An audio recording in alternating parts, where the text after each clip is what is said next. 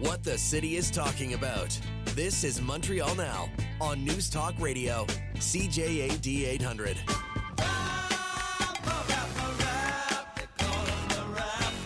What we need to do is acknowledge that Trump is a bully. Bullies look for weakness. That's why he's trolling us. So we need to send a message of strength. We need to have a real war room ready to go, fighting for Canadian jobs with unions at the table. We need to put in place and get ready to put in place retaliatory tariffs. We have to make it clear, if Trump picks this fight, it's going to hurt both of us, and it's not a fight that he wants. We have to show strength, that we're willing to do whatever it takes to protect Canadian jobs.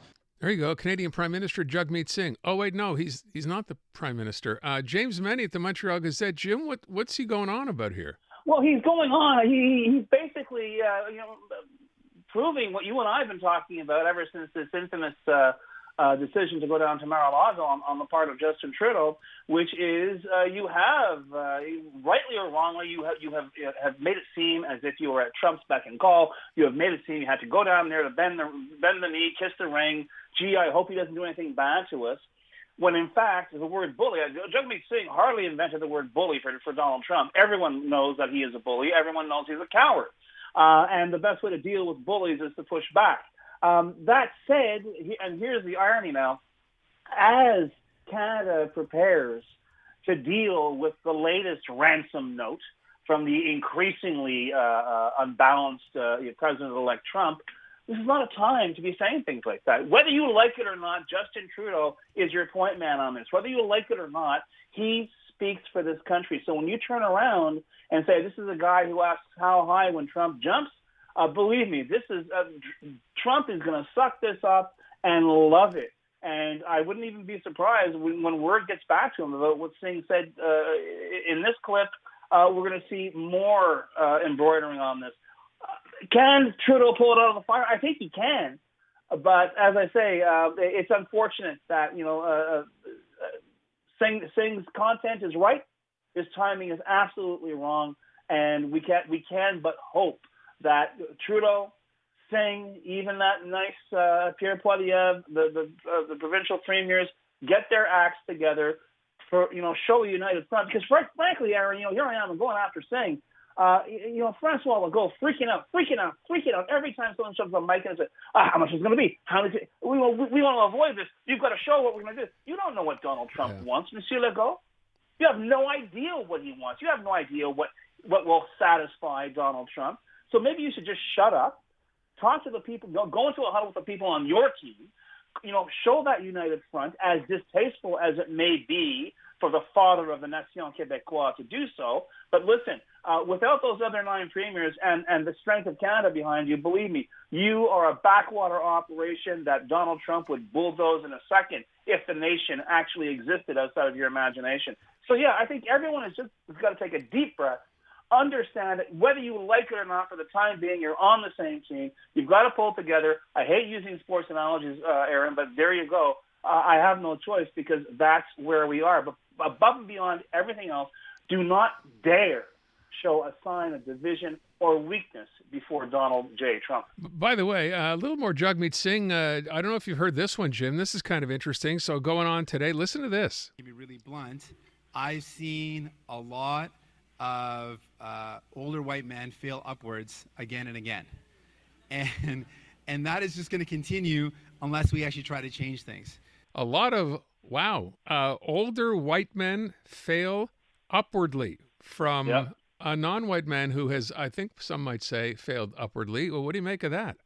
Well, I don't know what the context of the question was that he's answering, but I can tell you, given the situation in this country right now, given how tense everyone is, given how wound up everyone is about on all sides of the question of race or racialization, can everyone just, like I say, take a deep breath and shut up for a bit? Stop saying it may be good for your clip. It may be, your communications people may tell you you're doing a good job. Now is not the time. Was he referring to Justin Trudeau? Was he referring to Donald Trump? As I say, whether we like it or not, Trudeau's our point man. And guess what? Whether we like it or not, Donald Trump is going to be sworn in as President of the United States of America. We're going to be stuck with him for, 4 years.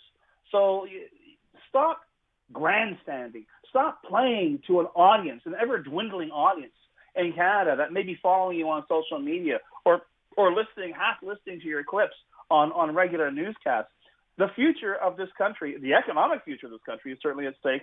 Now is not the time for cheap political theatrics. And I will say that as vehemently to Jagmeet Singh as I would to Pierre Poilievre or any other politician. Well, then again, there's this from Justin Trudeau, Jim.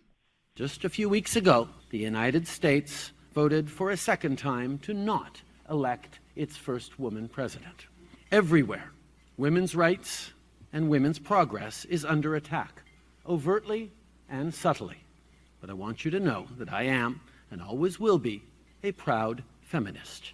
You will always have an ally in me and in my government. Little over the top, Jim, or what? Well, listen, I'm not making this up, and I almost came in hot with this as a breaking news item. But in reaction to what we just heard, that clip, Elon Musk, who will be heading up the Department of Government Efficiencies, referred to Justin Trudeau as an unbearable tool. Oh, no. In the wake of what he said, and pointed out that he will not be in power for much longer. So this seems. Hold on, Elon Musk said that today? Yes, he did. Wow. Insufferable tool. I have the French version in front of me. Un épée insupportable. Insufferably stupid. But I looked it up, and I just found a very quick. This apparently happened just minutes ago. But yeah, the expression he used, and if I'm wrong, I apologize in advance. If he called him like a stupid tool or an insufferable idiot, but the version I saw said insufferable tool. You know what? Look, again, to your point, I think I said the same thing with you yesterday when we spoke about this. There's a time to say something. There's a time, as you say, to shut up. And it seems like we're in the shut up phase now, but no one's gotten that message. No, you know what the thing is, Aaron? I'm sitting here and I'm talking to you, and you're sitting there talking to me, and our listeners are listening. And God help, I know I'm asking the question. I suspect you're asking the question.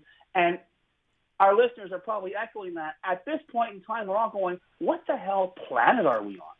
What the hell is going on that we're having conversations like this about politics, about relations between the United States of America and Canada that seem to have been based on schoolyard graffiti, that seem to have been based on somebody, hoping that they'll win the argument by yelling loudest and longest. And look, they were right, and the other person who didn't yap as loudly was wrong. That seems to be where we are. And above and beyond everything else, Aaron, that's what scares the hell out of me. And I think it should. And I'm hoping someone finally figures out, these comms people working with with their respective leaders figure that out. This is not, it would seem to both of us anyway, and I'm sure as you're saying to many of our listeners, this is not the right way to go. All right, let me move from that to talk about the CAQ, because of course today, Francois Legault, besides talking about borders and money, we need to do something, went on again. I think 3 more schools today, Jim, being investigated by the CAQ. Over teachers. What's being yes, because apparently there's religious abuse, alleged religious abuses, people interfering with the curriculum, not doing what public schools should be doing, and the suggestion, of course, being is that Islam or Islamists have a role to play in this. This has led to a feud, the most recent chapter of a feud between Francois Legault and federal immigration Mark Miller, who yesterday, said, I don't know what's up Legault's nose about this, but he's always going after Muslims. Legault today says, no, you're confusing, regular Muslims with Islamists. The problem is when you start saying things like, I'm going to ban prayer in the streets, and I'm putting Islamists on notice. There are a lot of people out there, folks, who don't draw the distinction, who don't realize that more than 1 billion, when you talk about someone who's a Muslim, you're talking about more than 1 billion people. So please, if you look at the people walking down the street, there's a zillion other people who look different, sound different, maybe speak different languages. But the bottom line here is, and I've said it before, Legault is playing a dangerous game. He is trying to shore up his credentials as a Quebec xenophobe.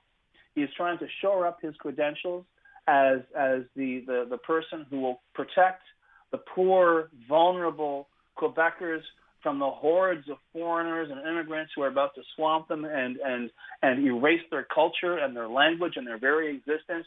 As I say, once again, that's chapter 2 of What Planet Are We On? But it's dangerously becoming a normal part of the political vernacular certainly in Quebec and to a certain extent elsewhere in Canada as well.